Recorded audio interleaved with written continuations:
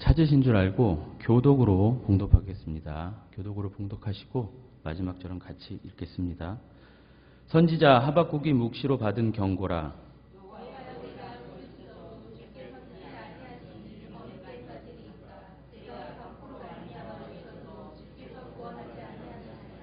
어찌하여 내게 죄악을 보게 하시며 패역을 눈으로 보게 하시나이까. 겁탈과 강포가 내 앞에 있고 변론과 분쟁이 일어났나이다.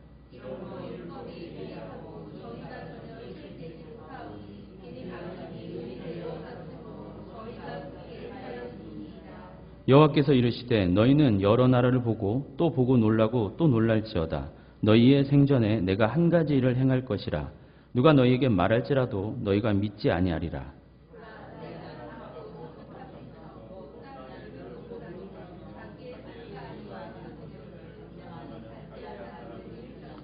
그들은 두렵고 무서우며 당당함과 위엄이 자기들에게서 나오며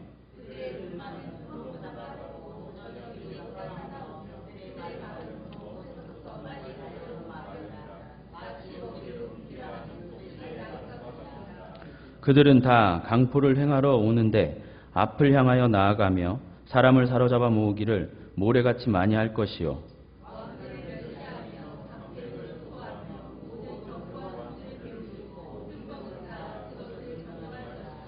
같이 읽겠습니다. 그들은 자기들의 힘을 자기들의 신으로 삼는 자들이라.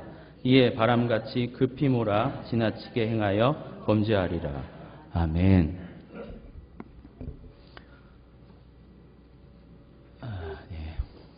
2019년 새해 들어 수요 예배에서는 아시다시피 각 전도사님들이 소선지서 한 권씩을 잡아서 연속으로 설교하고 있습니다. 우리 임 전도사님은 지난주까지 요나서를 해주셨고요. 이제 제 차례인데 저는 하박국서입니다. 오늘부터 3주간 부족하나마 저와 이 하박국서를 살펴보실 텐데요. 부디 성령 하나님의 조명하심으로 많은 통찰과 은혜가 있으시길 기원합니다. 우선 이 하박국서의 구성을 살펴볼 텐데요.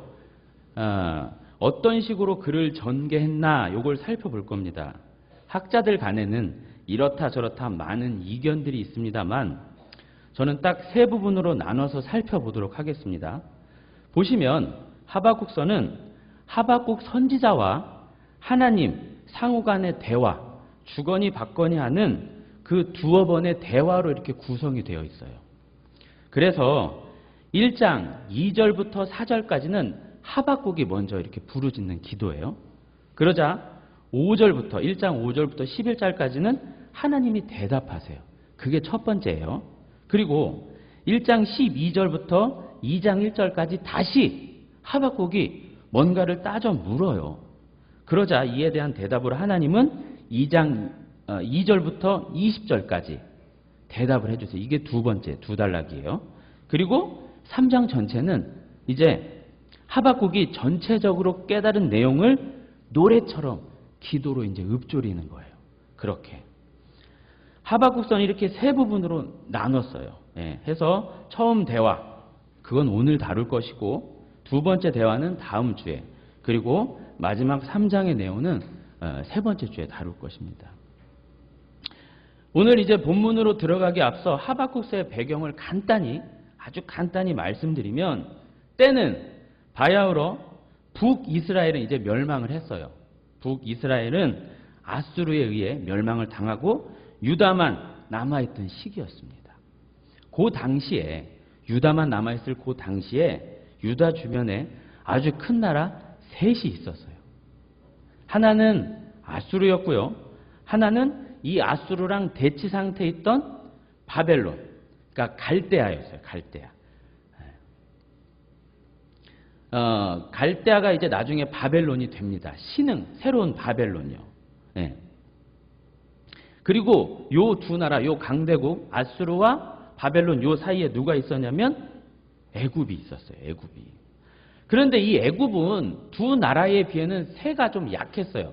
그래서 어느 한쪽에 이렇게 편을 들어야 했습니다. 어느 한편에 붙어야만 했어요. 애굽은 어느 편에 붙었을까요? 아시는 대로 아수르 편에 붙었습니다. 이 애굽이 아수르와 연합을 해서 막 이제 일어서려는 갈대아, 그 바벨론을 꺾으려고 했던 것이었죠. 그렇다면 우리의 유다는 어느 편이었을까요? 유다는 누구를 좋아하고 말고를 떠나서 우선 아수르가 싫었어요. 우리가 일본을 우선 싫어하듯 아수르를 싫어했습니다. 아수르의 수도가 어디죠? 지난주 요나가 니누에 요나가 그렇게 가기 싫었던 그곳이 바로 아수르 거기였단 말이죠. 연관성이 그렇게 많은 것은 아니지만 어쨌든 유다 편에선 형제 나라 북이스라엘이 망한 것도 그 아수르 그놈들 때문이었거든요. 그래서 이 나라를 싫어했어요. 갈대아, 그러니까 바벨론을 좋아했다기보다는 아수르를 싫어했습니다. 그래서 이 유다가 어떻게 했냐면 아수르를 도우려고 막 애굽이 이렇게 나아갔거든요. 그 애굽을 딱 막아선 거예요. 그때 애굽 왕이 누구였냐면 느바다 왕이었어요. 느바다. 새록새록 기억이 나셔야 돼요. 목사님이 그 역대하 11개 할 때 그때예요. 어쨌든 그 애굽왕, 그때 그 애굽왕 느바당을 이렇게 딱 막아섰어요. 유다가. 그럼 그 느바당을 막아선 유다왕이 누군지 아세요? 아시는데 말씀을 안 하시는 걸 생각할게요. 요시야 왕이었어요. 요시야 왕. 11개의 흐름을 이렇게 딱. 자, 애굽의 그 느밧 왕을 막아서던 우리의 요시야 왕 어떻게 되죠? 느밧 왕에 의해서 죽게 됩니다. 무기또라는 데서요.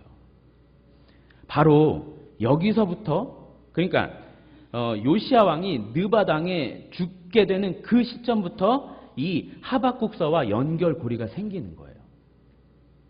자, 죽은 이 요시야 왕이요. 유다의 요시야 왕. 어떤 왕입니까? 여러분 요시야 왕 하면 처음 딱 떠오르는 것이 뭐예요? 율법이잖아요. 그리고 성경에 그만큼 칭찬한 자가 드물어요. 요시야 왕 같은 왕은 이전에도 없었고 뭐 후에도 그와 같은 건 없었더라. 이런 말 있잖아요. 아주 열심히 율법을 지키면서 정말 바르게 하나님의 말씀대로 개혁하며 살고자 애썼던 왕이 이 요시야 왕이었어요. 그런데 바로 그 왕이 죽은 겁니다. 그렇게 바르게 잘 가고 있는 왕이 죽은 거예요. 그것도 누구에게 죽냐면 애굽 왕에게 죽어요. 오늘 본문 2절부터 4절의 내용을 두고 학자들이 여러 말을 해요. 왜냐하면 대체 하박국이 이 지금 무슨 얘기를 하고 있는 것이냐. 여기서 등장하는 악인이 누구고 대체 의인이 누구냐. 막 고민을 해요. 배경을 못 찾아요. 그런데 뭐 율법이 해이해지는 상황 뭐 이런 말들을 해서 되게 복잡하게 대체 하박국이 이 글을 쓴 때가 언제냐. 그걸 알아야 뭔가 캐치를 하거든요. 몰라요.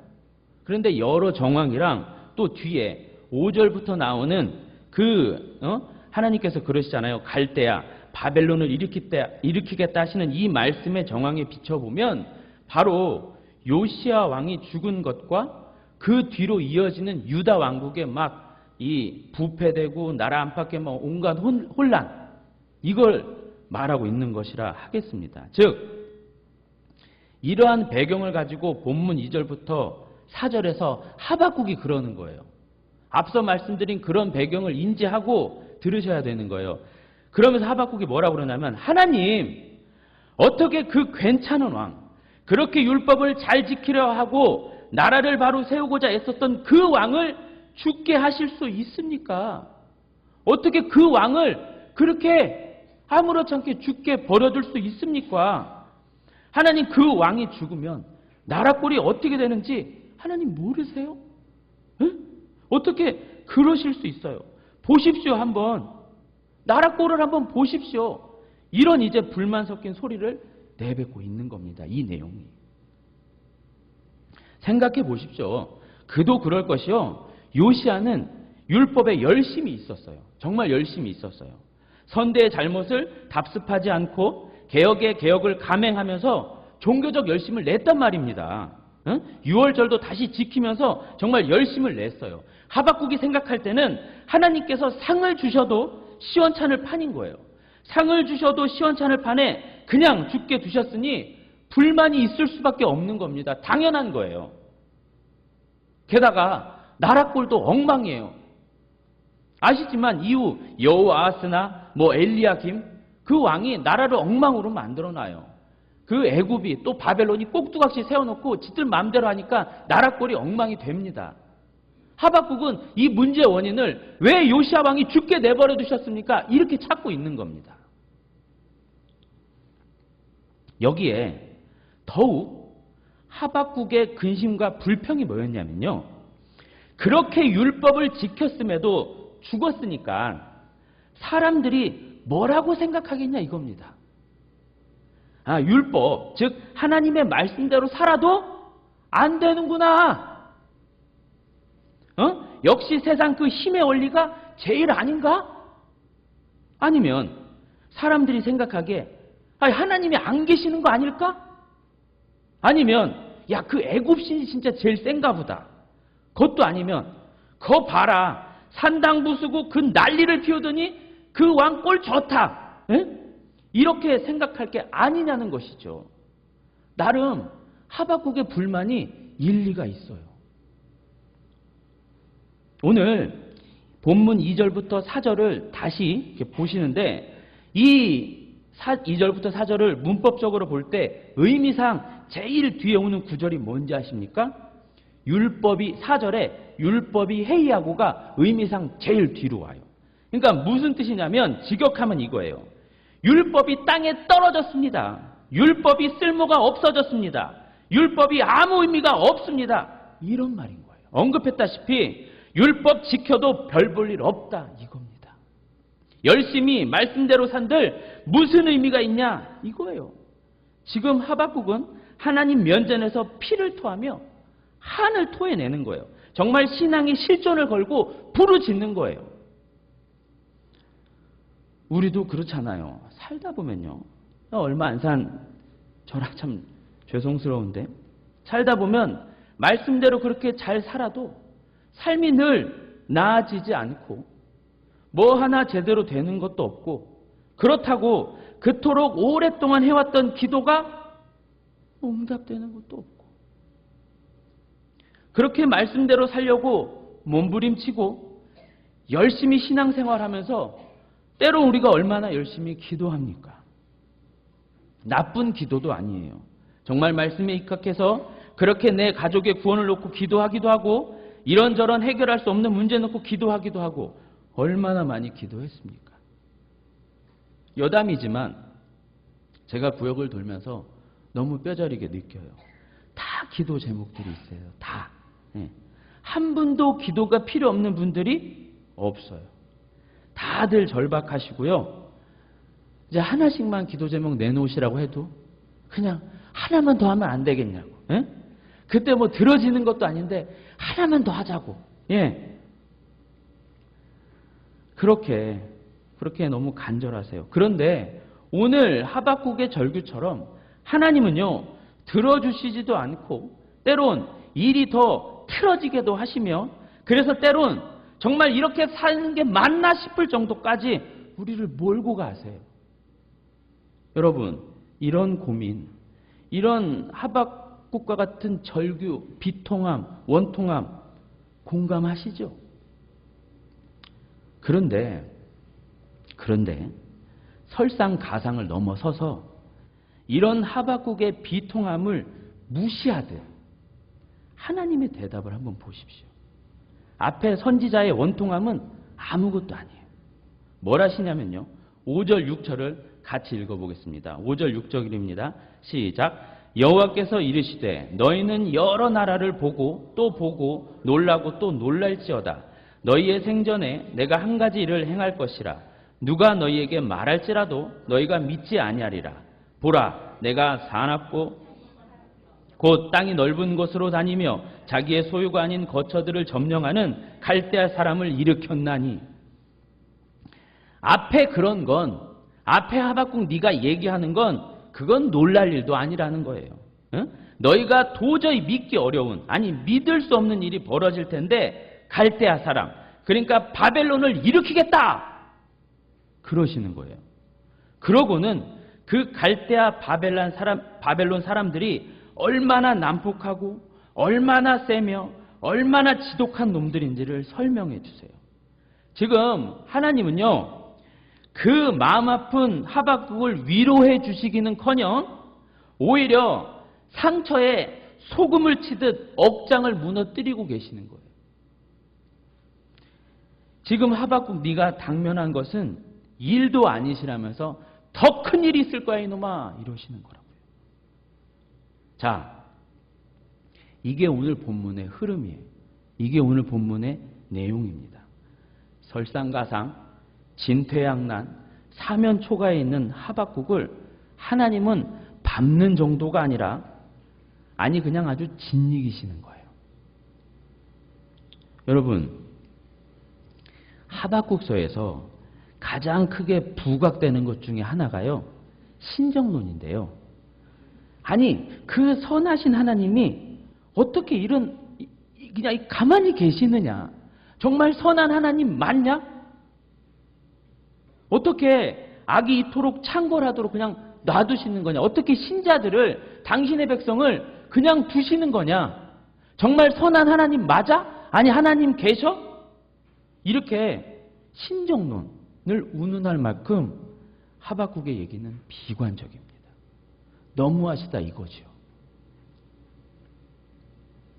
자, 다음 대화까지 넘어가지 말고 오늘 우리가 살펴본 이 부분만 냉정하게 놓고 한번 보자고요. 여기까지 보고 하나님께서 과연 오늘 우리에게 말씀하시는 바가 뭘까 한번 고민해 보세요. 그냥 하박국을 무시하고 하박국을 외면하는 내용이 다일까요? 아니면 그 무시한 갈대아 바벨론을 들어 유다를 심판하신다는 선포, 이게 다일까요? 대체 여기서 뭘 건질 수 있을까요? 어려우시죠? 저는 얼마나 어려웠겠습니까? 대체 하박국에게 침묵하시듯 하나님은 왜 제게 침묵하셨는지 속 무지 끓였습니다. 저도.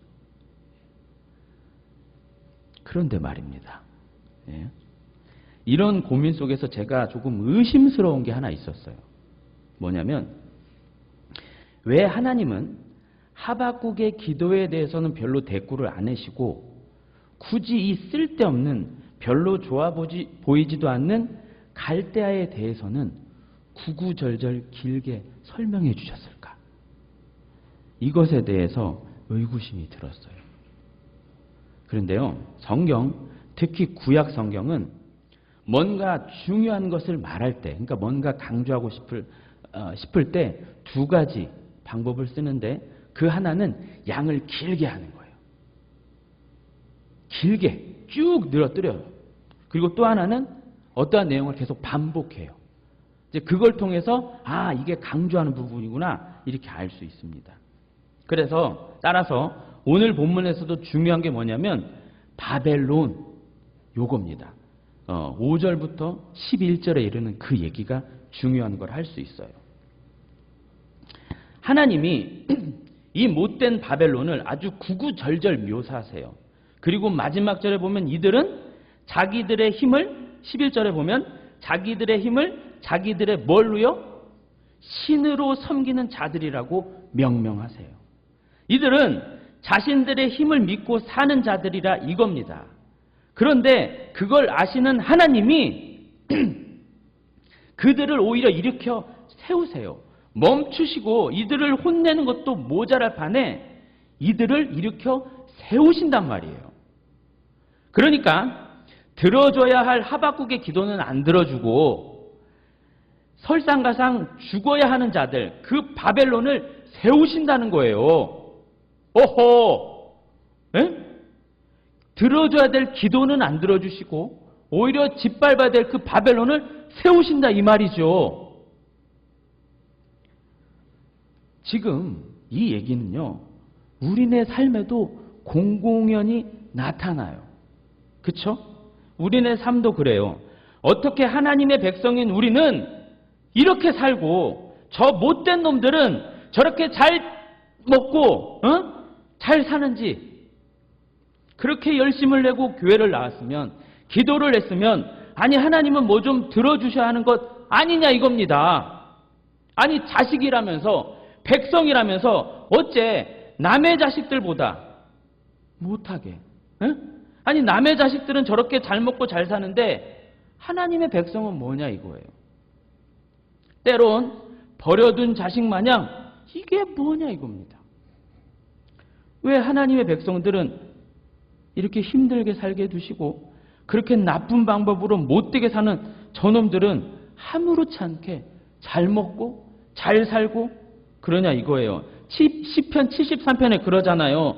세상 사람들은 얼마나 잘 먹는지 눈알이 튀어나올 정도로 그렇게 그냥 뽀동뽀동 비둥비둥 살이 찌고 거만하고 윤기가 좔좔 흐르고, 근데 우리는 오늘 하박국은, 유다 백성은 그게 뭐냐 이거예요. 이처럼 하나님이 왜 이리 야속하게 저 쓸데없는 갈대아는 일으켜 세우고 우리는 이토록 가만히 두시냐 이겁니다. 여기까지 하고 이제 결론으로 가겠습니다. 첫째, 우선 신앙생활 자체가요, 내 뜻대로 되지 않는다는 거예요. 하박국이 백날 기도해도 안 되는 건 안 되는 겁니다. 바울이 그렇게 기도하고 또 기도해도 안 들어주시더란 말이죠. 가시 그것 좀 빼달라고 얼마나 많이 기도했습니까? 안 들어주세요. 하나님 노하세요. 하나님은 아예 내 뜻대로 되지 않게 신앙생활을 설정해 두셨습니다. 하나님은 사실 어느 날 내 허락 없이 내 삶에 들어오셨고요. 또 내가 원하지도 않는 것을 꿈꾸게 하시면서 그냥 막 이끌고 가시면서 우리로 깨닫게 하셨잖아요. 중요한 것은 이거예요. 때때로 내가 생각할 때 그것이 옳습니다. 전후 좌우 아무리 살펴봐도 그게 옳아요. 그래도 하나님이 안 된다고 하시는 게 있어요. 안 들어주시는 게 있단 말이죠. 그걸 그대로 인정하는 것이 바로 신앙생활입니다. 하나님은 참아라, 미안하다, 견뎌라 이런 말씀 없으세요. 때론 우리가 그래서 그냥 울면서 버티고 버텨야 하는 거예요. 참아야 하는 것이 신앙생활이라 이겁니다. 우리가 인정하든 인정하지 않든 그것이 신앙생활이라 이겁니다. 둘째, 그래서 신앙인들은요, 하나님의 백성들은 자신들의 힘으로 사는 자들이 아니에요. 즉 신앙생활은 우리 힘으로 할 수가 없는 겁니다. 본질적으로요. 한번 써먹고 말 바벨론을 보세요. 한번 써먹고 그냥 없애버릴, 치워버릴 갈대아를 한번 보시자고요.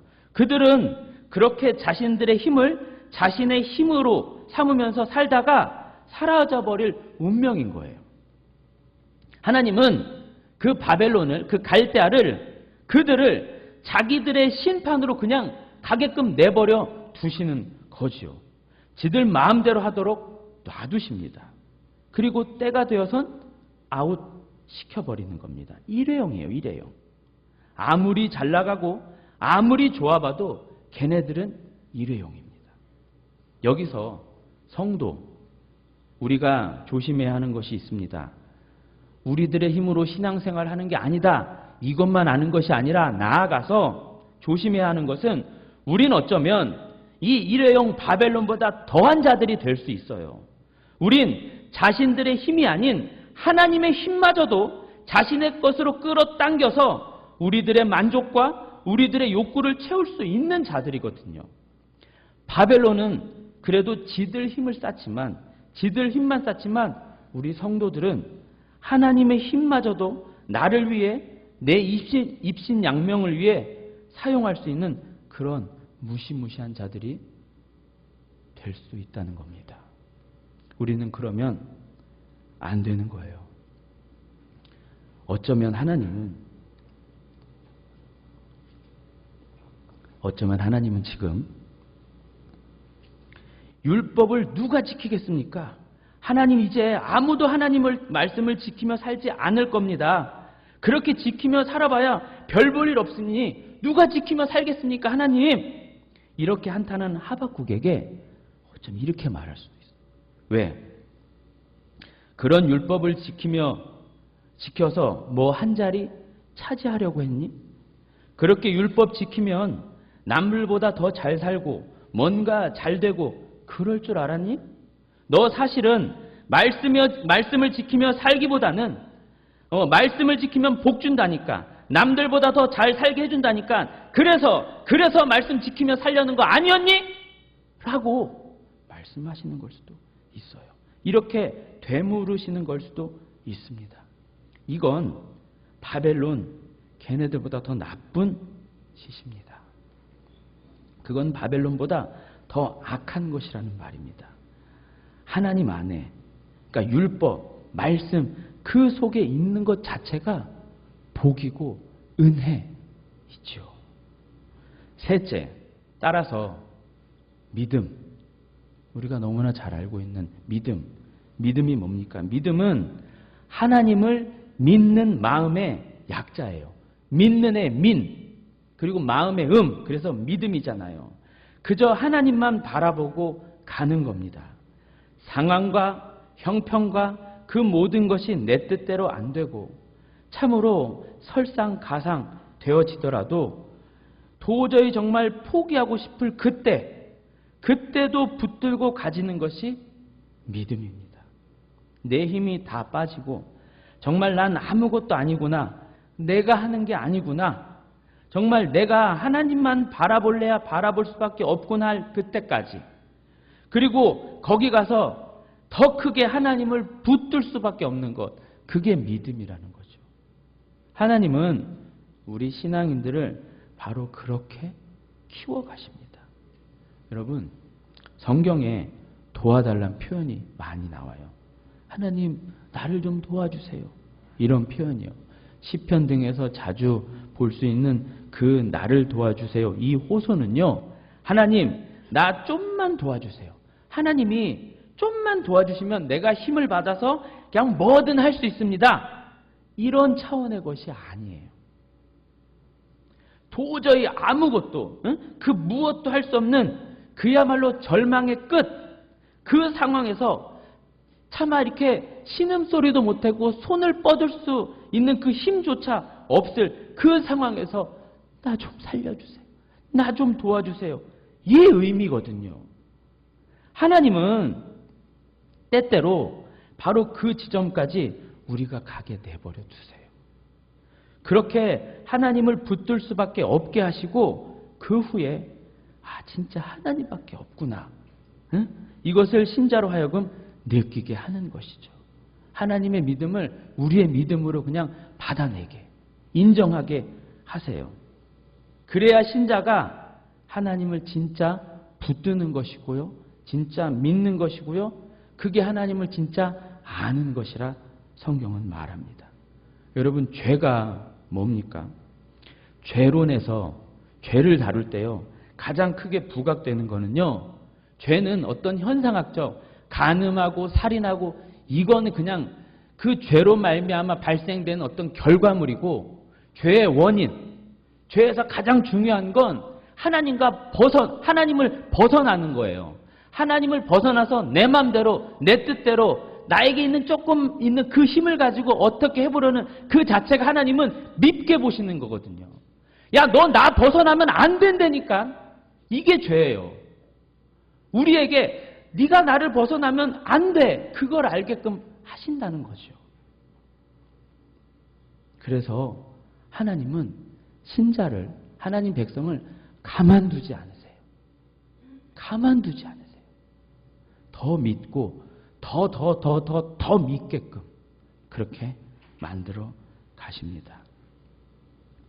여러분, 우린 때때로 신앙생활을 너무 쉽게 또는 너무 우습게 보는 경향이 있습니다. 적당히 바른 삶, 적당히 괜찮은 삶, 그렇게 적당 속에서 신앙생활하는 경향이 있습니다. 근데 생각해 보세요. 그렇게 쉬운 신앙생활이라면, 에? 그렇게 쉬운 신앙생활이라면 굳이 하나님의 아드님이 죽어야 할 필요가 있을까요? 이렇게 대충 쉽게 할 수 있는 신앙생활이라면 굳이 하나님께서 그 금쪽 같은 아드님을 죽이셔야 할 필요가 있겠냐 이겁니다.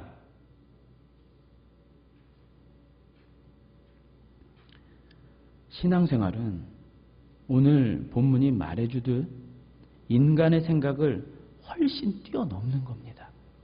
때론 하나님은 아무리 어렵고 힘든 우리의 삶에 전혀 동요하시지도 않고 오히려 더 큰 환난과 시련을 그냥 부으시기도 한다 이 말이죠. 그게 하나님의 방법입니다. 우리를 위한 하나님의 방법이요. 하나님은 우리를 그냥 두시지 않아요. 더 큰 믿음으로 우리를 이끄시며, 아니 우리가 진짜 하나님의 백성이 될 수 있게 만들어 가십니다. 다른 것 없습니다. 결국 하나님은 우리를 그 하나님께서 요구하시는 믿음의 수준으로 만들어 가실 겁니다. 예수님 수준의 믿음으로 만들어 가실 겁니다. 우리가 할 거는요, 그때까지 잘 참고 견뎌야 되는 겁니다. 홈런 한 방이 아니라 롱런 할 수 있는, 마라톤이라고도 하잖아요. 그때까지 잘 참으십시오. 또 잘 견디십시오. 그리고 믿으십시오. 그것밖에 없습니다. 아멘. 이제 말씀을 생각하며 찬송하겠습니다. 말하겠습니다.